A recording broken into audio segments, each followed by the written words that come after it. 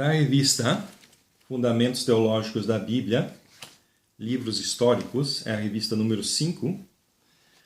Hoje é a lição número 12, Religião, Povo, Nação e Cultura. Eu vou ler aqui este versículo, Gênesis 17, 9 e 10. Disse mais Deus a Abraão: Tu, porém, guardarás a minha aliança, tu e a tua descendência depois de ti nas suas gerações. Esta é a minha aliança que guardareis entre mim e vós, e a tua descendência depois de ti, que todo homem entre vós será circuncidado. Gênesis 17, 9 a 10. Então, na semana passada, quer dizer, na lição anterior, nós estudamos sobre a lei, que é uma palavra extremamente importante a gente entender, né, os 5 significados diferentes, 5 significados. Então, toda vez que você for ler alguma coisa na Bíblia e aparecer a palavra lei, lembrar, tem 5 significados. Quais eram? Se tu não lembrar, vai ali na lição. E assim também, assim de modo semelhante, a palavra judaísmo, ou a palavra judeu, a palavra Israel, israelita, também é uma palavra que pode ter 4 significados diferentes. E as pessoas estão fazendo confusão. E esses quatro significados estão aqui: religião, povo, nação e cultura. Quer dizer, existe a religião judaica, existe o povo judeu, existe a nação judaica e existe a cultura judaica. São 4 significados diferentes para uma palavra. Então, quando alguém fala, os judeus, ou os israelitas, ou Israel, e não sei o que lá, temos que ver, está falando do quê? Está falando da religião deles? Está falando deles como uma nação? Está falando deles como uma cultura? Né? Para evitar confusão. Então, quando a gente for ler na Bíblia, em algum lugar aparecer lá sobre Israel, alguma coisa, vamos ver, está falando sobre o quê? Isso vai ajudar muito a gente entender a Bíblia. Entender essas, né? Seja a palavra Israel ou judeu, judaísmo. Então, na próxima página, né? Já começo com isso aqui. Que volta e meia surgem pessoas com esse negócio de guardar o sábado, né? Ou então não comer carne de porco, ou, né? E aí vem uma série de coisas que as pessoas acham que tem que guardar porque leram o Antigo Testamento e porque lá está muito forte, você tem que fazer isso, quem não fizer isso não faz parte do meu povo, alguma coisa assim, como esse versículo que eu acabei de ler. Gênesis 17, né, que fala que este é o sinal da aliança entre Deus e Abraão, né, a circuncisão. Né? Isso é algo que hoje em dia eu até hoje nunca vi alguém chegar e dizer assim, Rolf, né, nós temos que nos circuncidar, né, e tal. Eu deixei me circuncidar, né? Até hoje eu nunca vi alguém dizer isso, né? Claro, por quê? Porque é algo já mais, né, profundo, vamos dizer assim, do que guardar o sábado, não comer carne de porco, né?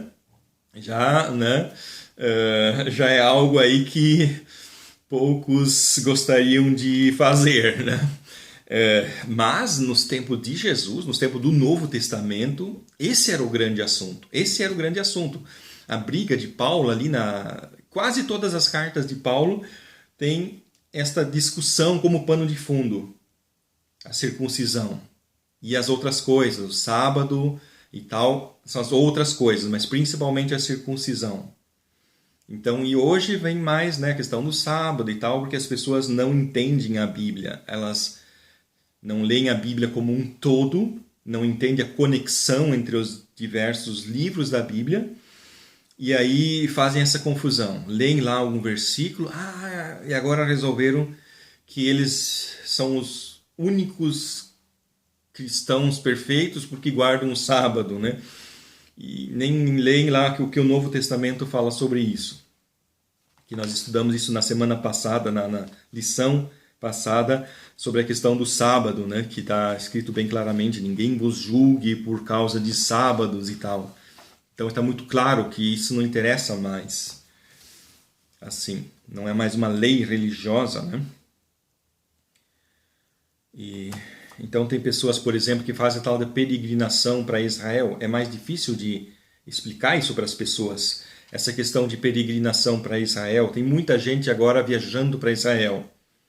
Porque, né, há 20, 30 anos atrás, era muito, muito caro uma viagem para um outro país. Mas hoje em dia, muitas pessoas estão tendo aí condições de pagar uma viagem para algum outro país. Então vem aí os aproveitadores e falam, olha, vamos viajar para Israel, né, a terra prometida ou a terra santa, o que é ridículo, na verdade, porque não existe terra santa. Israel não é uma terra santa, não existe nada santo, a única coisa santa é o corpo do crente, que é o templo do Espírito. Não existem coisas santas, não existem terras santas para nós cristãos. Para os judeus, sim, para os judeus existe. Quer dizer, para um certo grupo de pessoas. Quem são esses judeus? Nós vamos estudar isso hoje. Para eles, sim, existe uma terra que é importante. A terra que Deus prometeu dar para eles e tal, tal. Então, né, mas como nós não somos judeus,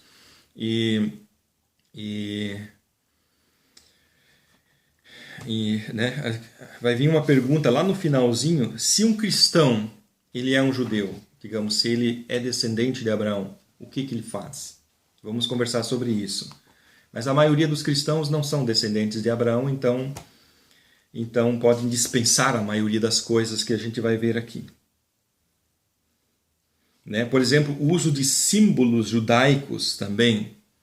Né? Símbolos judaicos, tem pessoas usando bandeira de Israel, o que eu não vejo sentido, colocar uma bandeira de Israel assim. Eu sei que Israel é um fator bem importante no plano de Deus para a humanidade. Israel é um fator importante. E nós temos que estar de olho em Israel, que os acontecimentos de Israel têm a ver com a nossa fé. Mas de colocar a bandeira de Israel dentro de uma igreja, isso eu não acho correto. Eu acho que isso não tem nada a ver com a fé, com a nossa fé. O único símbolo judaico que eu aceito é a menorá. É o único símbolo judaico por causa que no Apocalipse fala das 7 lâmpadas que são as 7 igrejas. Então é o único símbolo judaico que eu aceito. Né, porque é uma transposição para a fé cristã. Agora, todas as outras coisas aí, peregrinação para Israel, quer dizer, eu até acharia interessante ir para Israel, assim como seria interessante ir para muitos outros lugares do mundo, para conhecer e tal. Mas só porque as pessoas fazem essa religião em cima disso, fazem essa veneração em cima disso, é só por isso que eu não quero ir, vamos dizer. Né? Eu tive, no ano retrasado, eu tive na Jordânia, eu tive lá no Mar Morto, peguei lá na água do Mar Morto, né? Só que pelo lado jordaniano, né?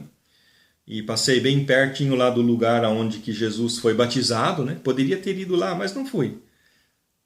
Né? Porque eu não faço questão, não transformo isso numa veneração daquele lugar. Para mim aquilo é uma mera curiosidade, algo interessante, ver onde é que Jesus esteve, onde que Abraão esteve, né? Porque eu tive naquele Monte Nebo, que foi o lugar onde que Moisés esteve antes de morrer, né? E viu a terra prometida. Então é interessante, uma curiosidade, algo assim, poxa, que legal, né? Mas não faço essa veneração que as pessoas fazem disso, porque hoje tem muita gente escorregando, chafurdando de novo nessa lama judaica aí, que já o apóstolo Paulo lutou, mas como ele lutou para conscientizar as pessoas que agora o evangelho é um evangelho do Espírito, não mais da letra, da lei em forma de ordenanças, mas sim da lei escrita no coração. Né, como há uns 15 anos atrás, a gente viu algumas filmagens no YouTube de igrejas pegando aqui uma réplica da Arca da Aliança e colocando na frente da igreja, dentro da igreja, em cima do altar ou alguma coisa assim, ou carregando essa réplica da Arca da Aliança para dentro da igreja, né? Então, Graças a Deus que agora ultimamente não tenho mais ouvido falar de pessoas que fazem isso. Então tem sempre alguém que está lá descobrindo alguma coisa nova, alguma coisa maravilhosa. Nossa, descobrimos aqui, né? Algo fantástico, né? Isso é lamentável, porque tem muita gente que corre atrás disso, né? As coisas visíveis. Ou como, por exemplo, também tem o tal do Templo de Salomão em São Paulo, né? Que daí com certeza tem um monte de gente indo lá, né? Venerando aquilo. O que é muito lamentável, que as pessoas estão sendo afastadas de Deus por coisas que Deus mandou fazer. Vamos dizer assim, ou que Deus permitiu, porque Deus nunca pediu que fizesse um templo. Ele só mandou fazer o tabernáculo. Mas ok, né? O tabernáculo ele foi mandado fazer por Deus e o templo foi o tabernáculo em pedra. Por isso é interessante que Jesus disse: destruí este templo e em 3 dias eu o reedificarei. E Jesus estava falando de quem? De si mesmo. Por quê? Porque o tabernáculo ele era um símbolo de Jesus, ele simbolizava Jesus. Isso nós estudamos no início dessa revista, toda aquela simbologia que existia no tabernáculo que apontava muito claramente para Jesus. Cada coisinha que tinha lá dentro simbolizava de alguma maneira Jesus. E aquele tabernáculo, né, simbolizava Jesus. Então por isso que Jesus disse: destruir este templo, porque o templo ele era o tabernáculo em pedra. Mas, né, então as pessoas estão lá se apegando às pedras, ou ao ouro, ou enfim, ao lado visível. Sendo que Salomão, quando inaugurou o templo, ele falou: eu sei que Deus não mora em casas feitas por homens, e que o universo inteiro ele não poderia, né, ser uma residência para Deus. Deus, ele, né, se o universo inteiro fosse uma casa, seria muito pequeno para Deus morar lá dentro. Estou tentando explicar isso que Salomão falou quando inaugurou o templo. O universo inteiro ele não abrange Deus. Deus é maior. Então, muito menos um templo feito de pedra, né? Aí no final Deus disse: maravilhoso, Salomão, que você falou isso, né? Eu escolhi esse lugar para ser um lugar especial.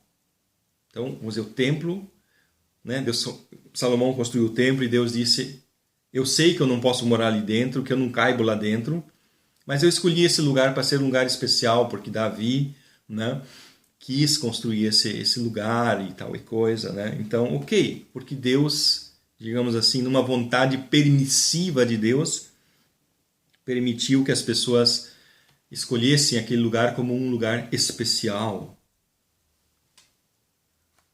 Mas não é algo assim que a gente tem que dizer: o santo templo, né? Não. A maioria das confusões quanto ao judaísmo surgem porque os cristãos não aprenderam a diferenciar os 4 significados da palavra Israel ou da palavra judeu. Então existe a religião judaica, o povo judeu, a nação judaica e a cultura judaica, ou então a religião israelita, o povo israelita, a nação de Israel e a cultura israelita. Cada vez temos que perguntar do que está se tratando. O judaísmo como religião. Então nós estudamos, né, nas lições acerca aqui de Êxodo e Levítico, a instituição, ou seja, quando Moisés produziu, escolhi uma outra palavra, quando Moisés explicou como que a religião tinha que ser, estabeleceu, ou seja, ele colocou tudo preto no branco, ele disse: olha, a religião tem que ser assim. Então temos lá o livro de Êxodo, que são 40 capítulos, o livro de Levíticos, que são 24 capítulos, se não me engano. Então são 64 capítulos falando sobre isso, sobre os mínimos detalhes do tabernáculo, dos sacerdotes, das ofertas, dos sacrifícios, e enfim, do que o povo, como que o povo tinha que agir e tal e coisa, toda aquela coisa. Então a religião judaica, ela é uma construção muito grande e sólida. Eu digo assim no sentido figurado, grande e sólida, porque são 64 capítulos da Bíblia que explicam os mínimos detalhes de como que aquela religião tinha que ser. Então quando eu estou falando de religião judaica, estou falando de algo muito, muito concreto. de algo muito específico que está lá, livro de Êxodo e Levítico da Bíblia. Moisés instituiu a religião israelita extremamente complexa e institucionalizada, né? Com seu local de cultos, altar, sacrifícios, rituais, sacerdotes, etc. Tudo explicado nos mínimos detalhes. E em quais capítulos do Novo Testamento Jesus explica a religião cristã? Quais as cerimônias, os templos e os acessórios sagrados e os sacerdotes que a religião cristã deve ter? Aonde que Jesus explicou isso, né? É um pouquinho assim irônico, né? Eu uso um pouco de ironia para falar sobre isso. Exatamente por isso, porque Jesus e os discípulos não ensinaram uma religião. Tem pessoas que acham, então Jesus... Tem as pessoas que acham que Jesus, tipo assim, quis que a religião judaica continuasse. Que Jesus não disse nada para os discípulos construírem um templo. Jesus não disse, olha meus discípulos, vocês agora têm que construir um templo. Né? Talvez porque Jesus quisesse que os discípulos continuassem usando o templo de Salomão, quer dizer, o templo de Herodes. Né? Ou então Jesus não disse para os discípulos, olha, vocês têm que aqui fazer vestes sacerdotais, né? Talvez porque Jesus quisesse que os discípulos continuassem usando os mesmos tipos de vestes sacerdotais lá dos sacerdotes araônicos, né? Tem pessoas que pensam mais ou menos assim, quer dizer, basta a gente olhar, por exemplo, a Igreja Católica, né? Ver que eles constroem aquelas catedrais, né? Que são assim templos, né? O Papa, que os bispos e os arcebispos usam toda aquela roupa, né? As vestes sacerdotais, aquela coisa toda, né? Então a gente vê que tem muita gente que está pensando mais ou menos nos mesmos termos. Quer dizer, no Antigo Testamento, Deus tinha dado lá um templo, um tabernáculo, e com todos os objetos sagrados, com as lâmpadas, com as mesas, com a Arca da Aliança, e com isso, com toda aquela coisa toda, né? Então, no Novo Testamento também tem que existir essas coisas. Mesmo que são diferentes, mas tem que existir. Tem pessoas que ainda estão no mesmo pensamento. Antigo Testamento, houve uma religião. No Novo Testamento existe uma religião. Mas está errado. Esse pensamento está errado. Os discípulos de Jesus nunca falou construam templos e os discípulos de Jesus nunca construíram templos. Jesus nunca disse para os discípulos usem vestes sacerdotais. E eles também nunca falaram sobre isso. Olha, um apóstolo ou como eles chamavam, bispo, né, naquela época, seriam os pastores das igrejas, tem que usar aqui uma veste sacerdotal, né, ou coisa assim. Não, eles nunca falaram sobre isso. Ou tem que fazer aqui um altar, né, ou tem que fazer sacrifícios, ou coisa assim. Não, eles nunca falaram sobre isso. Pelo contrário, eles falaram que isso acabou. Quer dizer, Pedro fala, né, que nós todos somos sacerdotes, cada cristão é um sacerdote. Com isso ele está dizendo que aquele sistema sacerdotal acabou. Ou que fala que cada um de nós, o nosso corpo é o templo de Deus. Com isso ele está também dizendo que aquele negócio de templo de Herodes ou de Salomão, que aquilo acabou. Né? Então esse judaísmo como religião, a gente tem que entender do que trata essa palavra quando se fala assim, a religião judaica. Então, religião judaica, para nós, não pode existir. Se agora um cristão começa a querer seguir partes da religião judaica, ele está fazendo uma coisa errada. Tentar seguir partes daquela religião, fazer algum sacrifício lá de algum animal, ou vestir aquelas roupas lá que os sacerdotes usavam, né? Ou então querer fazer um templo sagrado, ou alguma coisa assim. Isso é errado, isso é pegar algo que era um símbolo como uma realidade, porque aquilo tudo, aquela religião, era uma preparação, era uma coisa simbólica que apontava para Jesus. Quando Jesus veio, ele preencheu, ele cumpriu a lei, né? Jesus cumpriu a lei, e como a gente viu, a palavra lei tem vários significados, então um dos significados é isso, a religião judaica. Então Jesus cumpriu a religião judaica. Como antes existiam sacerdotes e templos e tudo isso, agora não existe mais, porque aquilo era um símbolo para falar disso das pessoas que creem em Deus.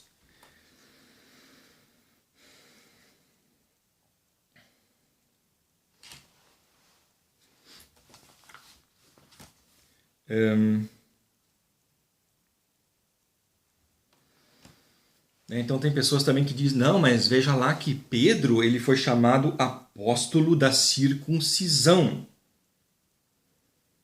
Então, por conclusão, poderia-se dizer que Pedro pregava a circuncisão.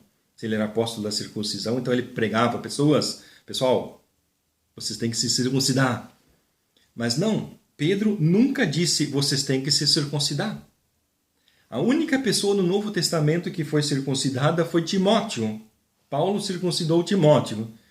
E a gente pensa, peraí, se Paulo circuncidou Timóteo, então talvez ele circuncidou mais outras pessoas e talvez ele quisesse que todas as pessoas fossem circuncidadas. Mas não, isso está errado, isso não é assim. Paulo circuncidou Timóteo por um motivo específico, porque ele era filho de mãe judia. E a circuncisão, ela tem a ver com o quê? Com a descendência. Foi o versículo que eu li no início, Gênesis 17, 9 a 10. A circuncisão é um sinal da descendência de Abraão.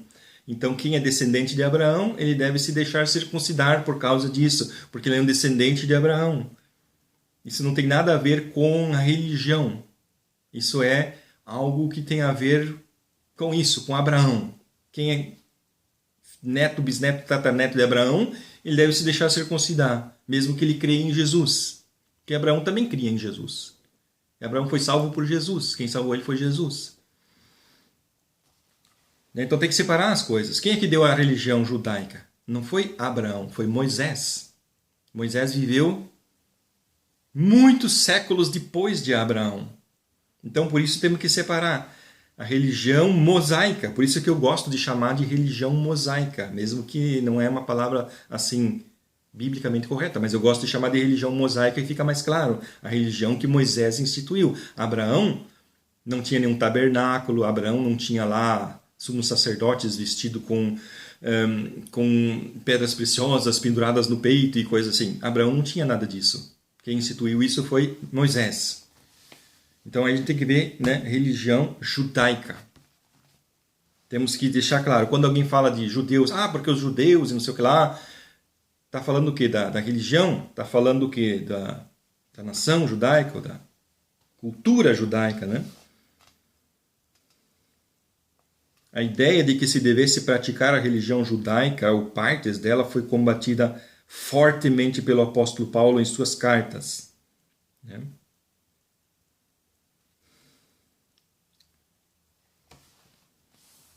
E também, por exemplo, a própria circuncisão.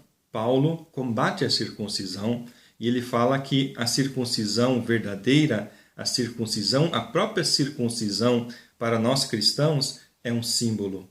É um símbolo do que? Da santidade. Paulo fala da circuncisão do coração, que o cristão ele tem que ter o coração circuncidado. O que é o coração circuncidado? O que era a circuncisão? Para a gente entender o símbolo. Para entender o símbolo, temos que ver o que ele era. Então, era cortar um pedacinho da carne fora, eliminar um pouquinho da carne. Então, isto simboliza o quê? Eliminação da carne. O que é a carne? A carne é o pecado. É o símbolo, a palavra que Paulo usa para falar do quê? Das nossos desejos pecaminosos, né? Das nossas tendências pecaminosas que a gente tem como ser humano no mundo caído. Então, circuncisão do coração significa o quê? Significa afastar do nosso coração as coisas carnais. Isso que é ser circuncidado de coração. E é isso que a circuncisão simbolizava. A religião judaica não salva nem nunca salvou. Então tem pessoas que acham, antigamente, antes de Jesus, os judeus, os da religião judaica, eram salvos por praticar a religião judaica. Então veio Jesus, anulou a religião judaica e agora as pessoas são salvas por crerem em Jesus. Não, isso está errado. As pessoas antes de Cristo, eles eram salvas, caso fossem salvas, eram salvas por Jesus, por crerem em Jesus. Claro que não existia a palavra Jesus, mas porque eles criam em Deus, como Abraão. Abraão creu em Deus, mas a salvação foi comprada por Jesus Cristo, porque Jesus é que nos resgatou, ou seja, ele nos comprou. Resgatar significa comprar. Ele comprou, ele nos comprou. Então ele comprou Abraão do diabo, né? Porque Abraão pertencia ao diabo, sim, porque Adão e Eva deram a humanidade para o diabo. Então Abraão pertencia ao diabo, ele cria em Deus. Então Jesus foi lá e pagou o preço do resgate. Então Abraão foi resgatado, ou seja, foi pago o preço dele por Jesus, porque ele cria em Deus, ele creu no Pai e Jesus foi lá e pagou o preço. Então, mesmo que Abraão não usou a palavra Jesus, mas ele foi salvo por Jesus, porque creu em Deus. E isso valia para todos os outros. Então por que Deus deu os sacrifícios de animais? Porque era um gesto. Era um gesto, e através desse gesto a pessoa podia expressar algo, mas podia também não expressar nada. Assim como tem muitas pessoas, né, que até hoje é a mesma coisa. Usam gestos porque acham que isso é que vai fazer alguma coisa. Para forçar Deus a fazer alguma coisa. Tem pessoas que vão lá e dão o dízimo pensando, agora Deus é obrigado a me abençoar. Isso está errado, né? O crente verdadeiro, ele pensa, eu vou dar o dízimo, nossa, que chance maravilhosa de, né, contribuir com a obra de Deus, né? E aí o que acontece? Deus abençoa.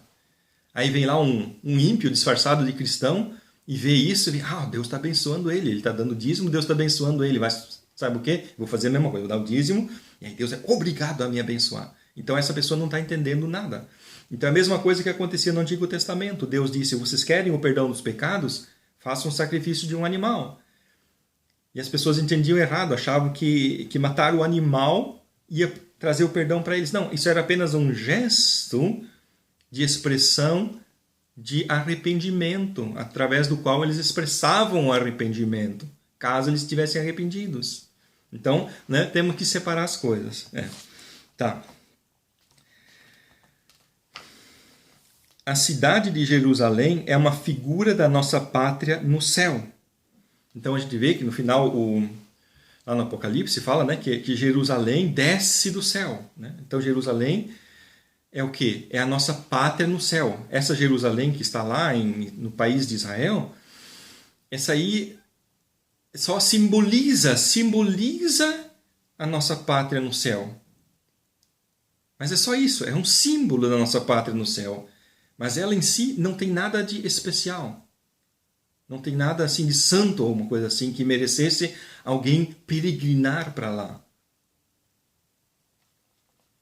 É uma figura, como assim as pessoas que são expatriadas ou que são, né, migrantes, que têm saudades, né, da sua terra natal, digamos como nós que moramos na Alemanha e temos saudades do Brasil, né? Então aquilo é um símbolo para nós, né? Digamos, sei lá, alguma cidade que a gente gosta bem bastante no Brasil, pode ser um símbolo para nós, okay? Da saudade que a gente tem de estar com Deus, né?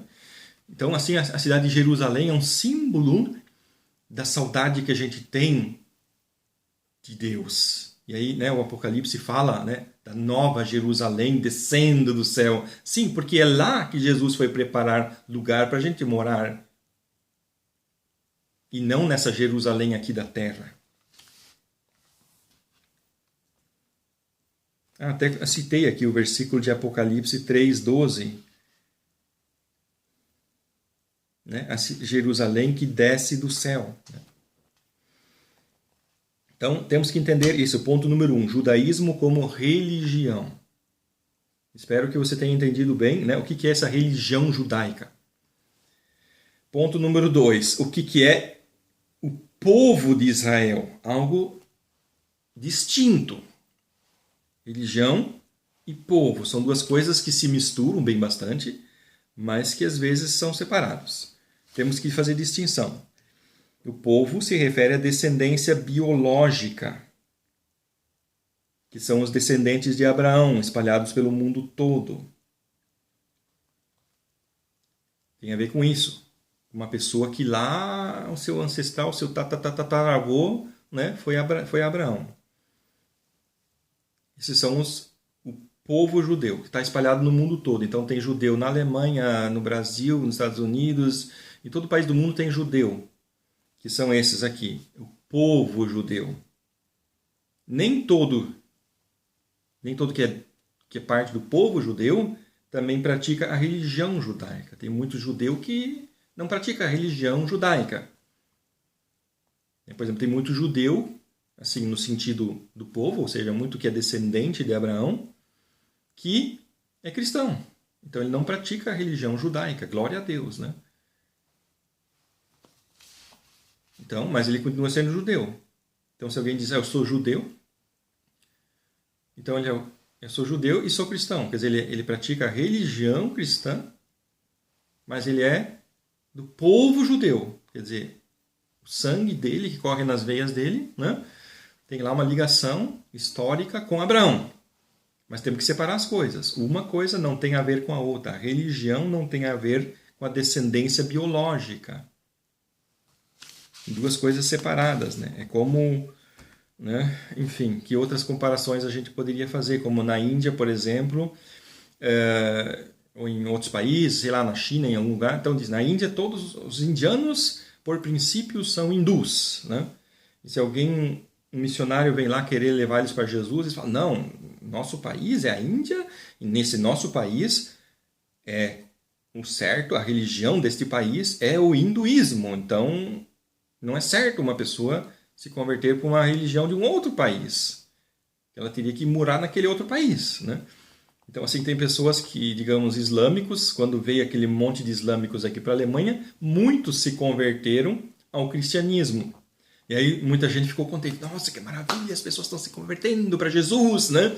E daí eu digo, não estão se convertendo para Jesus. É porque as pessoas têm aquela ideia. Eu moro num país islâmico, moro no Irã. Irã é um país islâmico, a religião do país é o islamismo. Aí eu fujo para a Alemanha, a religião desse país é o cristianismo, então tem que me converter para o cristianismo, porque é a religião desse país. Quer dizer, né? Eu estou escutando um silêncio agora do outro lado, né? Porque, né? É um choque você pensar nisso. Mas é assim que muitas pessoas pensam. Eu moro na Arábia Saudita. Aqui a religião que o governo manda ter é o islamismo. Então, essa que eu vou seguir. Eu vou me mudar para China. Lá a religião oficial do governo é o, sei lá, o taoísmo, né? Então agora eu tenho que ser taoísta, né? Porque aqui eu moro nesse país, né? Quer dizer, é uma ideia bem ridícula, né? Tem muitas pessoas que pensam assim, né? Esse país é um país cristão, esse país é um país islâmico, esse país é um país hinduísta, esse país é um país sei lá do que, né? Errado, né? Então, por isso temos que distinguir muito do que está se tratando, né? Então, por exemplo, tem pessoas que dizem, eu sou judeu. Né? Tem lá um irmão da fé aqui na Alemanha, um irmão da fé, que ele fala, eu sou judeu. Só que acontece que ele acaba também praticando algumas coisas judaicas. Ele não precisaria fazer. Ele não precisaria fazer isso. Um judeu que é cristão, ele não precisa fazer nada daquelas coisas. Nada. De usar kippah e não sei mais o que lá, e participar de igreja messiânica e tudo isso. Isso é errado. Negócio de igreja messiânica, isso eu acho incorreto. Já vou explicar por quê. Né? Terceiro ponto. Israel como nação. Qual é a diferença entre nação e povo? Quer dizer, o povo judeu está no mundo todo. Os descendentes de Abraão estão no mundo todo. Estão em Nova York, tem bem bastante. Na Áustria tem bem bastante. Né? Na Checoslováquia tem bem bastante. Na Alemanha tinha bem bastante. Hitler matou bem bastante. Mas ainda tem bastante. Né? No Brasil tem bem bastante. Então, o povo judaico, mas a nação de Israel não está no mundo todo. Está num lugar, que é o quê? Aonde? Sim. Ao leste do mar Mediterrâneo. Lá está a nação de Israel. Né? Então temos que separar o que é o povo judeu e a nação de Israel. Né? Nação. É um país. Um país que tem um território. É uma outra coisa.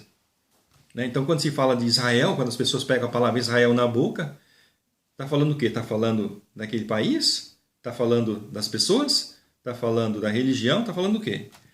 E o quarto ponto, que muitos nem percebem, que existe também uma cultura judaica que é separada da religião.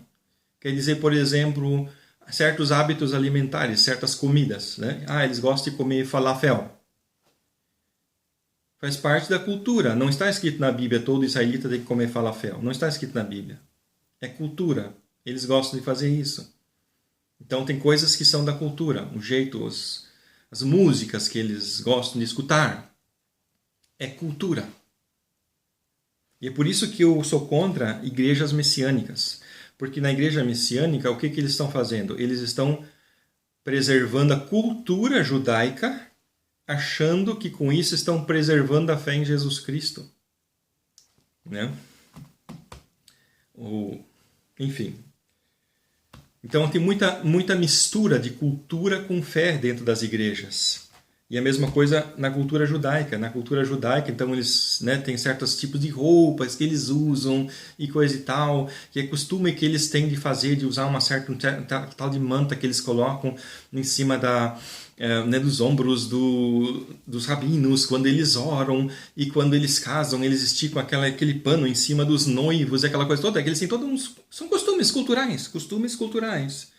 Mas aí tem pessoas que misturam isso com fé. Eles acham, mas isso é a religião, né? Então, é uma mistura completa das palavras o que está acontecendo. Então, as pessoas falam de judaísmo, de Israel, disso e daquilo, estão misturando essas 4 palavras adoidadamente. Né? E isso para nós é importante, que quando a gente lê a Bíblia, na Bíblia também fala muito de Israel e tal, fala muito na Bíblia. Então, nós temos que ver no Novo Testamento. Quando o Novo Testamento usa a palavra Israel, está falando do quê? Aqui uma pergunta. O que acontece se um judeu se converter a Cristo? Eu leio Gálatas 3,16. Ora, as promessas foram feitas a Abraão e à sua descendência. Não diz as descendências, como falando de muitas pessoas, mas de uma só. E a tua descendência, que é Cristo, Gálatas 3,16. Então Paulo, ele faz de novo esse transporte, essa aplicação. Ele fala que os verdadeiros descendentes de Abraão são as pessoas que creem como Abraão, não as pessoas cujos avós, bisavós, tataravós foram netos, bisnetos de Abraão, mas sim as pessoas que têm a mesma fé que Abraão teve. E esses são os verdadeiros israelitas. Né? Então, nós somos os verdadeiros israelitas porque nós temos a fé que Abraão teve. E não como muitos aí, judeus, que são ateus. Né? São ateus, né? E acham que são alguma coisa especial porque lá o bisavô deles foi bisneto de Abraão. Né? Nada a ver. Né? Um pouquinho a ver tem. Né? Que eu digo assim... Qual é a vantagem de uma pessoa ser um tataraneto de Abraão? A vantagem é que ele pode ter bastante filhos, né? E ter bastante dinheiro, talvez, se ele tiver fé. Porque Deus prometeu para Abraão que os descendentes dele seriam como as estrelas do céu e como a areia do mar. Né? Então essa é uma promessa que está feita para todos os descendentes de Abraão. E Moisés acrescentou a bênção financeira em Deuteronômio 29, mas só para os que obedecerem a lei, né? Então tem, vamos dizer assim, vantagens em ser judeu, né? Mas, vamos dizer assim, fora disso, não tem vantagem. Fora disso, não tem vantagem nenhuma em relação a Deus, em relação à fé, em relação à salvação. Não tem. Alguém diz assim que porque ele é um tataraneto de Abraão, ele tem uma vantagem espiritual sobre os outros. Neste momento da história que nós estamos vivendo. Neste momento, sim, porque até Jesus vir... O povo judeu era o povo que Deus tinha escolhido, através do qual o mundo seria evangelizado, abençoado. Em ti serão benditas todas as nações da terra.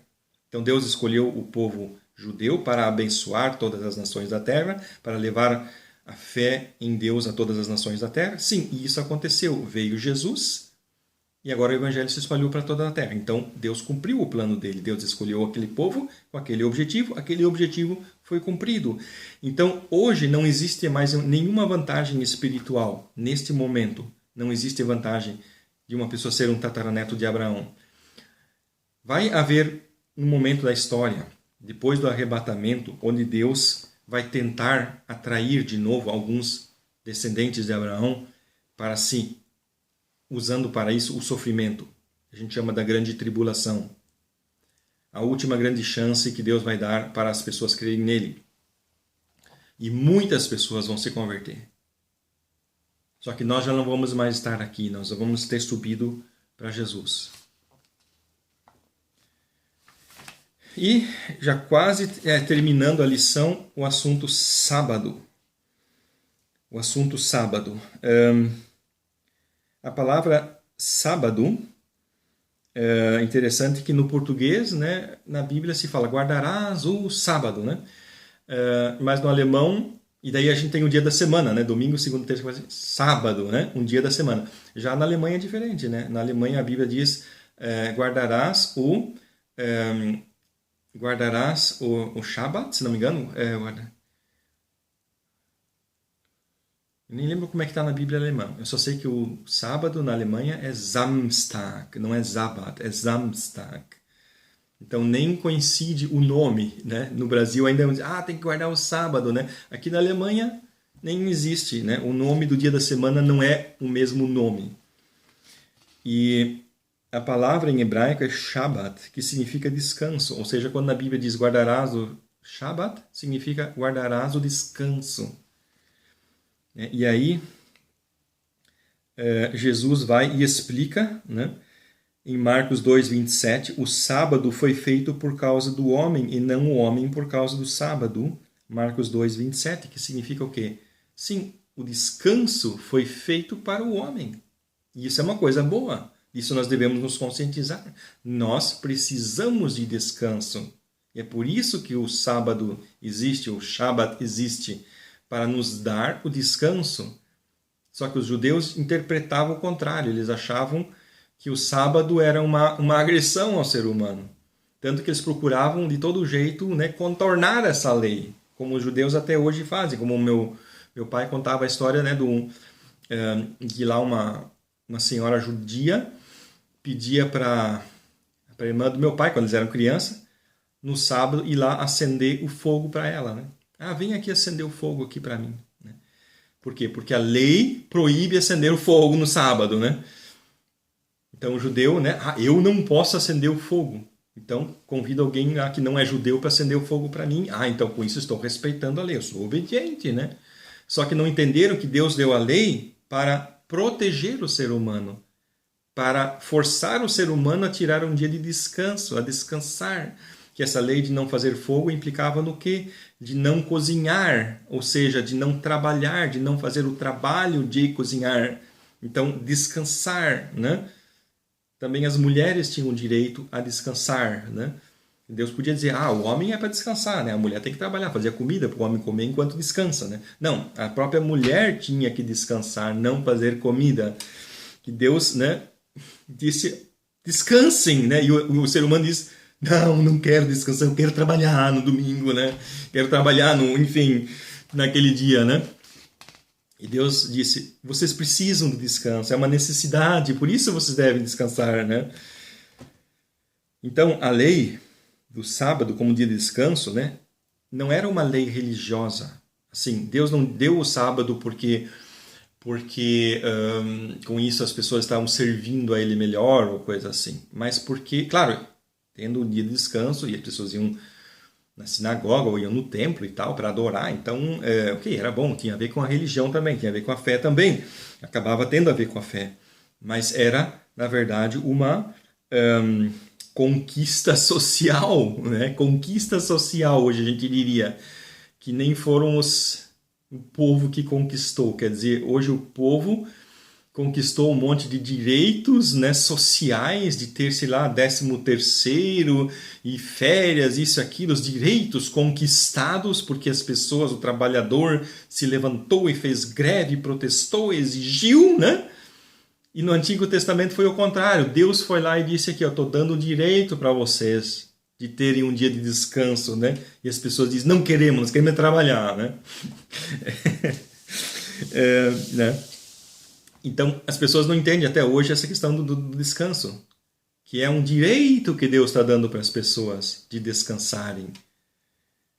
Então, o governo brasileiro, né, colocou lá na lei que as pessoas têm o domingo para descansarem. Então, é um direito que a gente tem. E os pastores geralmente descansam na segunda-feira, porque no domingo tem que trabalhar.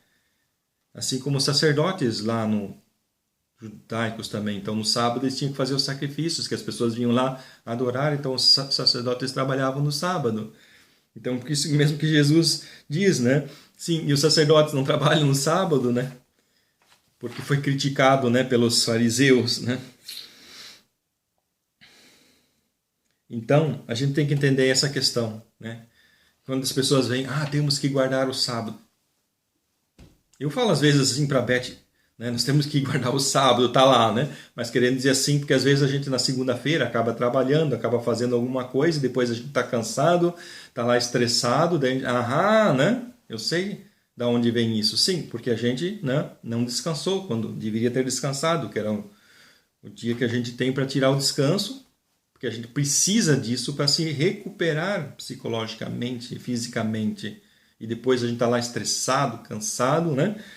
Porque a gente fez algo que é contra, vamos dizer assim, a lei de Deus, né? Mas agora no sentido assim, daquilo que Deus estabeleceu, da vontade de Deus para nós, né? Deus não quer que a gente viva estressado e cansado. Deus não quer isso, né? E, além disso, o sábado simboliza a vida eterna no céu. Hebreus 4:9. Assim ainda fica para o povo de Deus um descanso, como o descanso de Deus no sétimo dia. Hebreus 4:9. Quer dizer, então, o sábado é um símbolo, mais uma vez, né, da salvação, da vida eterna. Uma pergunta importante, que eu acho importante responder, a última agora, né, relacionada ao sábado. O domingo é um substituto do Shabat, né? É porque muitos pensam isso, né? Pensam, os judeus guardavam o sábado, veio Jesus e disse, vamos trocar o sábado pelo domingo, né? Mas não está escrito na Bíblia. Jesus nunca disse, né? Eles guardavam o sábado, nós vamos guardar o domingo, né? Jesus não disse isso, né? Quer dizer, foi uma questão histórica. Quer dizer, o domingo ele foi instituído pelo imperador Constantino como dia de descanso no ano 321 depois de Cristo. Quer dizer, nesses 321 anos, ou vamos arredondar 300 anos, desde que Jesus morreu até ali, não existia um domingo. Os cristãos não guardavam o domingo. Então tem pessoas que pegam lá Apocalipse, né? Apocalipse, os primeiros versículos, onde que João diz assim, né? Eu fui arrebatado no dia do Senhor, né? Então tem pessoas que usam esse versículo para dizer que ele foi arrebatado no domingo, né? Mas é que é completamente errado, porque o dia do Senhor, se tu procurar ali na Bíblia online, na busca de palavras e digitar Dia do Senhor, vai vir uma lista grande de textos bíblicos, principalmente do Antigo Testamento, que usam a expressão o Dia do Senhor.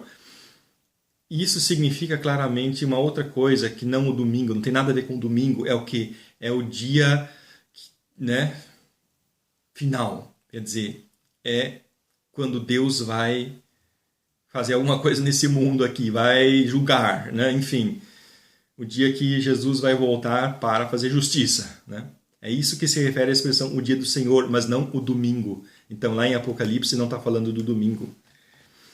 E eu faço questão de falar isso, que o domingo não é o substituto do sábado. O domingo é uma lei que o governo brasileiro criou para dar às pessoas o direito de descansar. E as pessoas perceberam, peraí, os judeus descansavam um dia por semana, isso é uma coisa boa. Não ser obrigado a trabalhar 7 dias por semana, como antigamente todo mundo, né? Antigamente todo mundo trabalhava 7 dias por semana, não tinha um dia de descanso. Hoje a gente não consegue nem imaginar que naquela época era assim, que não existia um dia. Todo mundo trabalhava 7 dias por semana, principalmente os escravos e as mulheres. Porque os, né, donos de escravos, os ricos, né, nunca trabalhavam. Só os pobres e as mulheres que tinham que trabalhar 7 dias por semana. Não tinham descanso. Não tinham direito a descanso. Então, vem a lei e diz, dá o direito a descansar para as pessoas, principalmente para os pobres, copiando, imitando a lei que Moisés deu. É algo bom, mas não é algo religioso. Então, isso se torna importante enfatizar isso, porque tem pessoas que acabam achando que o único dia de ir na igreja é o domingo. Então, tem pessoas que pensam isso. Né? E domingo é o dia de ir na igreja. Quer dizer, domingo é o dia santo, é o dia de não fazer nada errado, o dia de não pecar. E os outros dias são dias mundanos, dias seculares, onde que Deus já não interessa mais. Né? Onde que tem que pensar nas coisas do mundo e fazer coisas erradas e pecar. E no domingo é o dia de pedir perdão e pensar em Deus. Né? É isso que eu estou querendo combater com isso aqui, com o fato de enfatizar que o domingo não é um substituto do Shabat. Que os cristãos, desde que Jesus morreu até o ano 321, a maioria deles eram pobres, eles não tinham um dia específico. Às vezes eles se reuniam no primeiro dia da semana, antes do nascer do sol. Por quê? Porque como eles eram escravos, eles não podiam se reunir durante o dia, porque eles tinham que trabalhar. Então eles se reuniam antes do nascer do sol.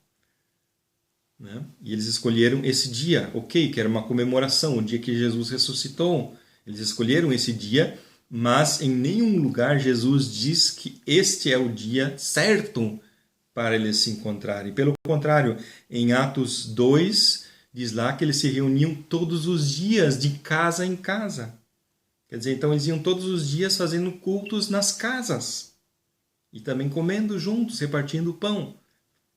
Iam no templo, iam nas casas. Né? Então eles se reuniam aonde? Sim, em vários lugares, em vários horários. Eles não tinham horários fixos, não tinham horários certos, não tinham horários definidos. Mas sim, sempre, quando tinham vontade. Isso nós precisamos nos conscientizar bem, é um fator importante. É difícil enfiar isso na cabeça das pessoas, que todo dia é dia santo, vamos dizer assim. Para o cristão, todo dia é um dia santo. Não existe dia de pecar e dia de não pecar. E todo dia é um dia santo. Né? Todo dia é um dia de buscar a Deus. Todo dia é dia de se reunir com o povo de Deus, de buscar a palavra de Deus. As 3 perguntas que nós logo vamos debater são as seguintes. Número 1, a Bíblia exige que tomemos um dia de descanso? Pergunta número 2, haveria problema em seguir algumas tradições judaicas?